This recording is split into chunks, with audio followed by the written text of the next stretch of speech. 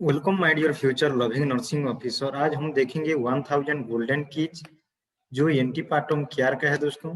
ये सबसे important concept है ऑब्स्टेट्रिकल एंड गायनेकोलॉजिकल नर्सिंग का दोस्तों। मैं जो डिस्कशन करूंगा ये पार्ट 4 है दोस्तों। ये किसी भी नर्सिंग ऑफिसर रिक्रूटमेंट एग्जामिनेशन के लिए स्पेशल है। अगर दोस्तों आप लोगों ने चैनल को सब्सक्राइब नहीं किया तो सब्सक्राइब कर दीजिए, लाइक करिए, कमेंट करिए, अपने दोस्तों के साथ इसको शेयर करिए। चलो दोस्तों देखते हैं ये 1000 गोल्डन कीज जो सबसे इंपॉर्टेंट है, इसको जरूर याद रखें। एग्जाम जाने से पहले जरूर इसको देख के जाइए, एक ना एक क्वेश्चन जरूर आएगा। मैं मटेरियल दे रहा हूँ, पढ़ना बाकी आपका काम है।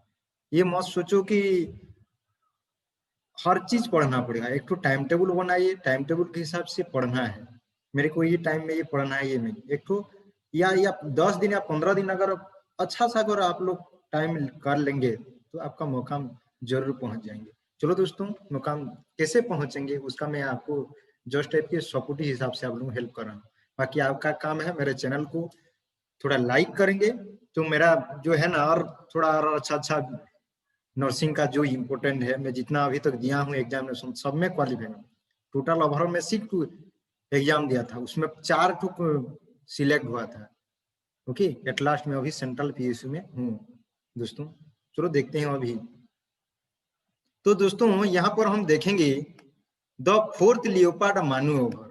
जो फोर्थ लियोपार्ड मैनूवर होता है, okay, will help you to determine flexion and extension of the fetal and the neck. Okay, जो फोर्थ लियोपोल्ड्स मैनूवर में हम क्या देखेंगे उसमें हमको डिटरमाइन कर पाएंगे, क्या कर पाएंगे, फीटल हेड और नेक का फ्लेक्शन एंड एक्सटेंशन हो रहा है क्या।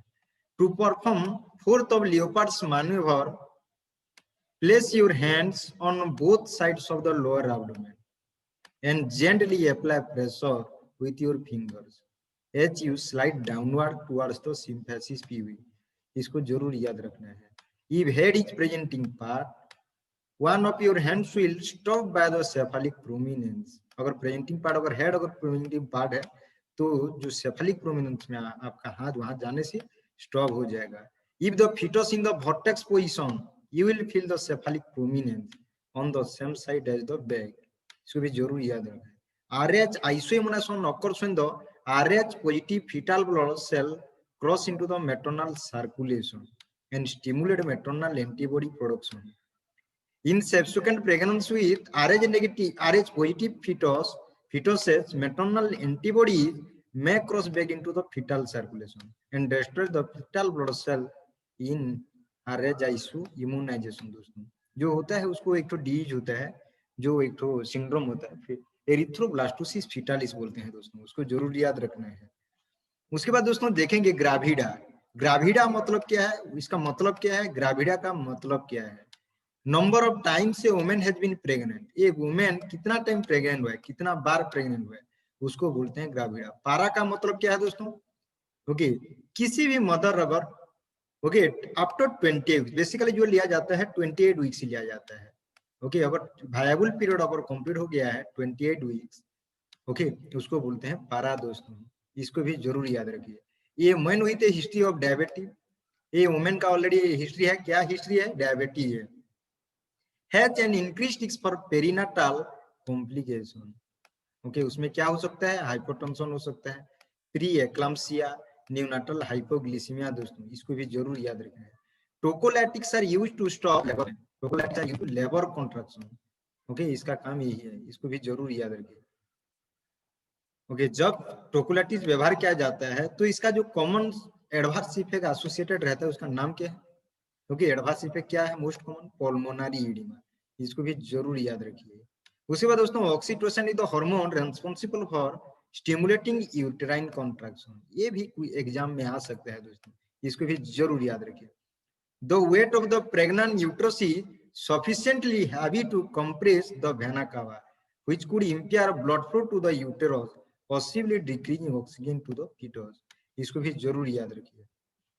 उसके बाद दोस्तों the sideline position prevent the compression of the vena cava, इसको भी जरूर याद रखना है।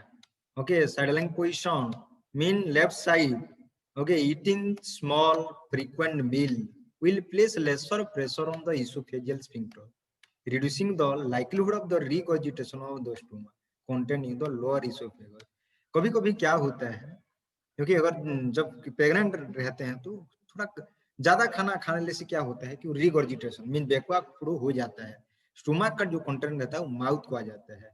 तो उसको कम करने के लिए थोड़ा थोड़ा ईटिंग स्मॉल फ्रीक्वेंट मील्स खाना है दोस्तों, इसको भी जरूर आप लोग को याद रखना है।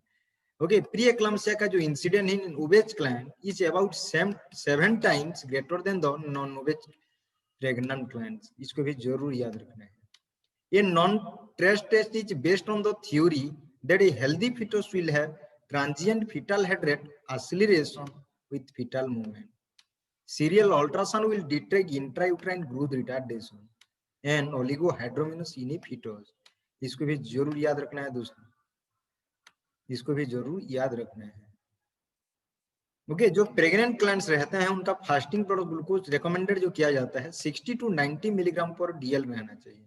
क्लाइंट विद डायबिटीज ये रहना चाहिए। Non-stress test is the preferred antepartum heart rate screening test for the pregnant client with diabetes. ये नॉन टेस्ट एनएसटी बोलते हैं दोस्तों इसको, क्योंकि antepartum heart rate screening test for pregnant clients with diabetes. अगर किसी प्रेग्नेंट लेडीज अगर diabetes उसका रहेगा तो उसको जो antepartum heart rate screening test किया जाता है वो नॉन टेस्ट टेस्ट है दोस्तों, इसको भी जरूर याद रखिए। थैंक यू दोस्तों, चैनल को सब्सक्राइब नहीं किए तो सब्सक्राइब करिए, हमारे चैनल के साथ बने रहिए। थैंक यू दोस्तों।